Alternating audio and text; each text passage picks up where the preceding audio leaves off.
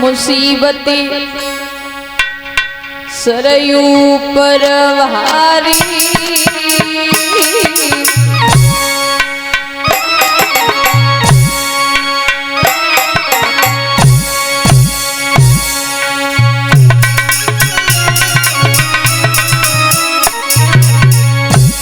मरघट में धरी लई शीतला की दिल के माता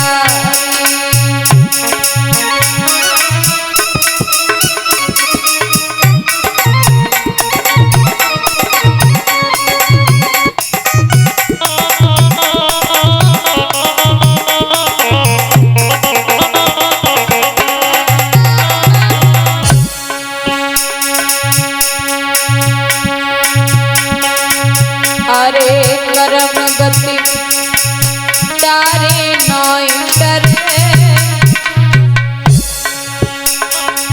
बे राजा हरिश्चंद्र आयु बंदी गरती रुअरे भैया बे राजा हरिश्चंद्र आयु गरती रुअरे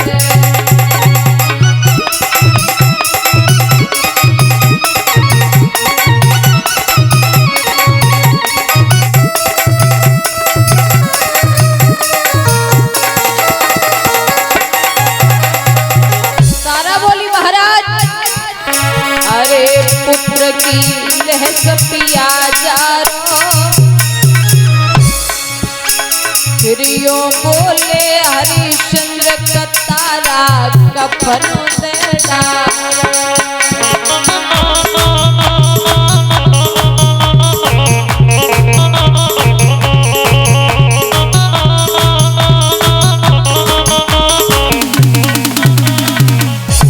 तो रानी ने जवाब दिया नाथ अरे रात दिन मरघट में सूखे हमें नहीं मालूम आती पिया तुम कफन के भूखे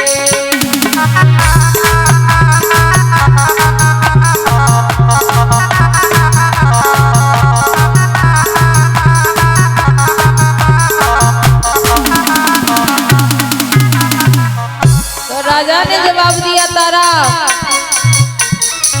अरे याद करूं बादन की गोरी बमे नए भंगी को तो सुख करिया लाए हमको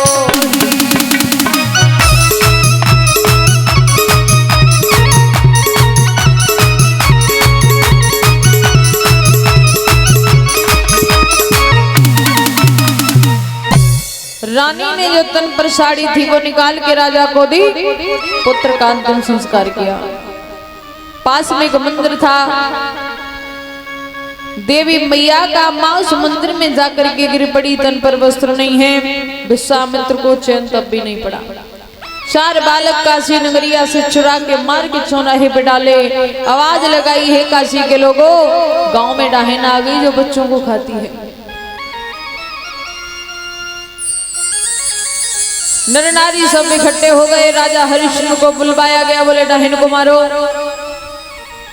राजा हरिश्चंद्र ने हाथ में तलवार ली रात इतनी है हाथ से हाथ नहीं दिख रहा मंदिर के अंदर प्रवेश कर गए तो रानी के केस पकड़ में आ गए घसीटते हुए बाहर लेके आए और देखा है रानी को तो राजा पूछ रहे हैं तारा तुम डाहन कब से बन गई बच्चों को कब से खाने लगे तो तारा बोली प्रभु जिसने खुद का बेटा खा लिया हो उससे बड़ी डाहन दुनिया में कोई और आप हमें मार दो।